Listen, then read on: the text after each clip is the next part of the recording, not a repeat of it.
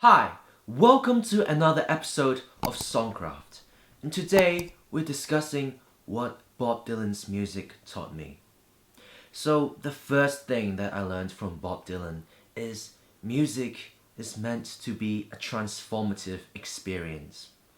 When I first got into his music, his early folk, the freewheeling Bob Dylan period kind of songs just transport me to some place ethereal and far away, evoke so much imagery and feelings that I can't really articulate.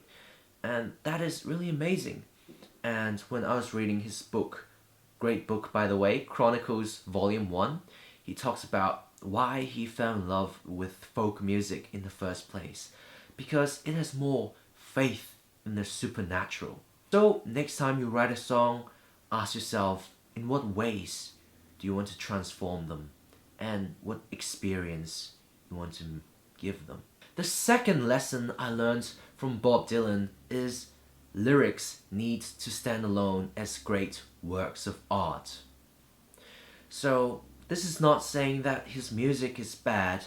Just listen to Blood on the Tracks. Every song has a complex and intricate chord progression and interesting tuning on the guitar and very good arrangement.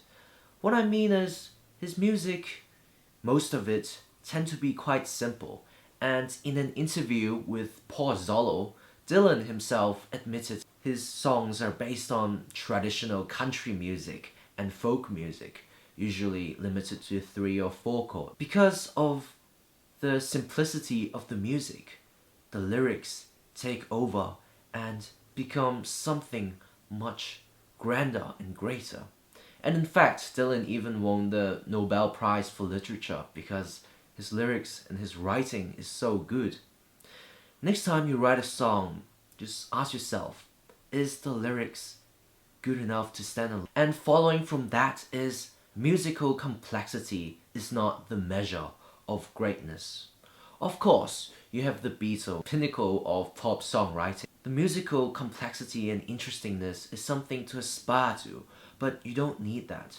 Punk and rock and roll and singer-songwriter songs usually rely on 3 to 4 chords, and that doesn't prevent them from being great. And Dylan certainly exemplifies that. If you listen to his early albums, all the songs are basically the folk song chord progression. Of course, you can go down the Joni Mitchell road, which has like a lot of harmonic complexity. But if you are not that good at making your music complex, just remember, lots of great songs are written with just very simple ideas. The fourth thing that Bob Dylan taught me is great singing is more than just a pretty voice. So when you hear Dylan's voice, you hear authority, you hear emotions, and you believe him. And his voice again takes you to a different place, takes you to somewhere ethereal and hard to articulate. David Bowie in his Song for Bob Dylan described Dylan's voice as, like sandpaper and glue stuck together. And I think that is a very clever description. And that is also the essence of Dylan's voice. He represents the man on the street and the traveler, the vagabond.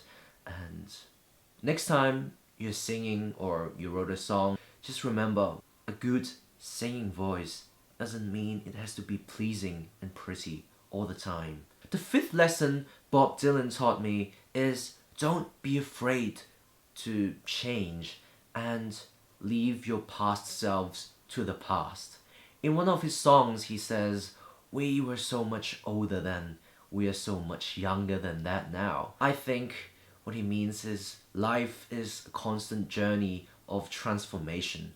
When you look at his career, he has many phases, the early phase of the folk singer-songwriter, and then the rock and roll god of the 64 to 66 period, and then he became a country music singer in Nashville Skyline to Self Portrait, and in the mid-70s with Blood on the Track, he invented the singer-songwriter, confessional style of songwriting.